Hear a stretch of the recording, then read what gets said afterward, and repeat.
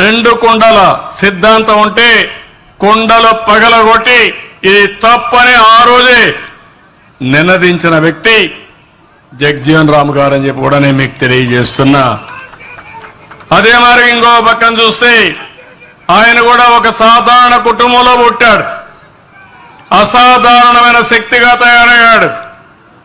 కేంద్రంలో మీరు చూస్తే 1935 నుంచి 77 వరకు రాజకీయాల్లో ఉన్నాడు.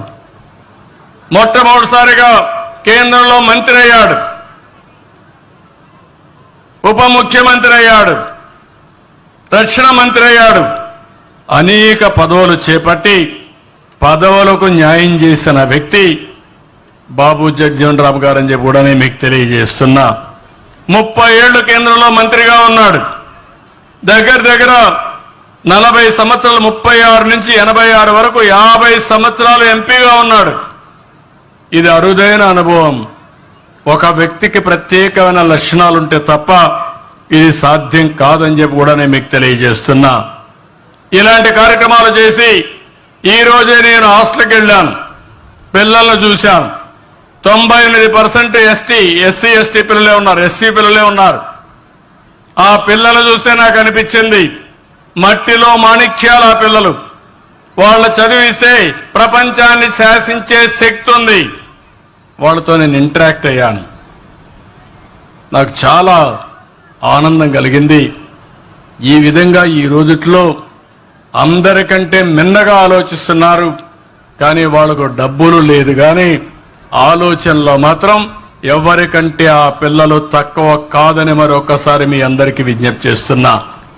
అవసరమైతే వాళ్ళ బాగా చదివించాలని, అందరి పిల్లల్ని ఒక పద్ధతి ప్రకారం రెసిడెన్షియల్ స్కూల్స్లోనే నాణ్యమైన విద్య ఇవ్వాలని దానికి కూడా ఆలోచిస్తున్నాం.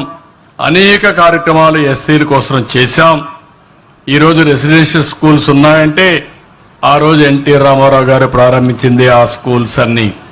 97లో స్టడీ సెంటర్లు పెట్టాం. 90 సివిల్ గ్రూప్స్కి అయితే పోటీ పడడానికి ఎస్సీ విద్యార్థులకు ప్రత్యేకమైన శిక్షణా కార్యక్రమాలు పెట్టాం.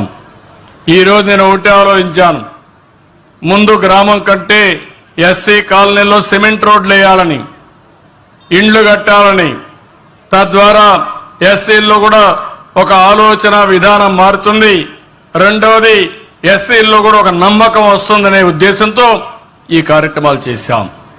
200 యూనిట్లు కరెంటు ఉచితంగా ఇచ్చాం. ఇప్పుడు సోలార్ కానీ ఇవన్నీ పెట్టి ఈరోజు మీరు చూస్తే దాని పేరు కూడా బాబు జగ్జీవన్ రామ్ జ్యోతి కింద 200 యూనిట్లు కరెంటు ఉచితంగా ఇచ్చామంటే అది ఈ ప్రభుత్వం యొక్క చిత్తశుద్ధి అని మరొకసారి విజ్ఞప్తి చేస్తున్నా. ఈరోజు ఇంకొక పక్కన చూస్తే ఈరోజు దగ్గర అందరి పిల్లల్ని చదివించాలని రిజర్వేషన్లు 14 నుంచి 15% పెంచాం. ఇంకో పక్క ప్రమోషన్లో రిజర్వేషన్లు పెట్టిన పార్టీ తెలుగుదేశం పార్టీ. బాలయోగిని లోకసభ స్పీకర్గా, ప్రతిభా భారతిని అసెంబ్లీ స్పీకర్గా ఎంపిక చేశాం. నారాయణన్ని దేశ అధ్యక్షుడిగా ఎంపిక చేయడంలో కీలకమైన పాత్ర పోషించాం. జగ్జీవన్ రామ్ గారికి అంబేద్కర్ గారికి భారతరత్న వచ్చినది మన నాయకుడు ఎన్టీ రామారావు గారు నేషనల్ ఫ్రంట్ చైర్మన్ గా ఉండి అవార్డు చేసే పరిస్థితికి వచ్చారని చెప్పి కూడా మీకు తెలియజేస్తున్నా. అంబేద్కర్ చిత్రపటాన్ని ఇప్పుడుండే ఎన్డీఏ గవర్నమెంటే పార్లమెంట్లో పెట్టే పరిస్థితికి వచ్చింది వాజ్పేయి గారి నాయకత్వంలో అని చెప్పి కూడా మీకు తెలియజేస్తున్నా. ఏదైతే జగ్జీవన్ రామ్ విగ్రహం మొట్టమొదటిసారిగా దేశంలో హైదరాబాద్ లో పెట్టిన party Telugu Desam party, NT Ramarao గారి ఆధ్వర్యంలో. ఇలాంటి కార్యక్రమాలు అనేక కార్యక్రమాల్లో ముందుకు పోయాం. 2014-19 ఎస్సీలకు ఇన్నోవా కార్లు ఇచ్చాం. ఎస్సీ పిల్లల్ని పారిశ్రామికవేత్తలుగా తయారు చేయాలని ముందుకు పోయాం. భూమి కొనుగోలు చేశాం. చాలా వరకు ఇలాంటి కార్యక్రమాలు చేసి మనం ముందుకు పోతే మనం ఇచ్చిన కార్యక్రమాలు 27 కార్యక్రమాలు రద్దు చేసే పరిస్థితికి వచ్చారు. ఈరోజు 190 రెసిడెన్షియల్ స్కూల్స్ ఉన్నాయి. 1,18,000 మంది ఉన్నారు. రెసిడెన్షియల్ హాస్టల్స్ ఉన్నాయి. దీంట్లో కూడా మీరు చూసే సోషల్ వెల్ఫేర్ హాస్టల్లో 1,00,000 మంది ఉంటారు. నేను ఒకటే ఆలోచిస్తున్నా, ఒక రోజున 100% ఎస్సీ పిల్లల్ని బీసీ పిల్లల్ని రెసిడెన్షియల్ స్కూల్లో పెట్టి చదివించి వాళ్ళ పైకి తెచ్చిన రోజున నాకంటే ఎక్కువ ఆనందపడే వాళ్ళు ఉండరని చెప్పి మరొకసారి మీకు తెలియజేస్తున్నా. ఇలాంటివన్నీ చేస్తాం.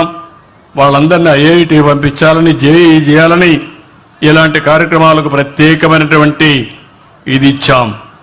ఈరోజు ఉచిత విద్యుత్తు 16,44,000 కుటుంబాలకు ఇస్తున్నాం. ఈ సంవత్సరం 20 లక్షల ఎస్సీ కుటుంబాలకి రూఫ్ టాప్ సోలార్ పెట్టాలని ఆదేశాలు ఇచ్చి ముందుకు పోతున్నాం. ఎన్టీఆర్ భరోసాలో 11,38,000 మందికి 4,000, 6,000, 10,000, 15,000 ఇస్తున్నాం. 862 కోట్ల రూపాయలు రుణాలు ఇప్పించి వాళ్ళని బాగు చేయడం కోసం ముందుకు పోతున్నాం.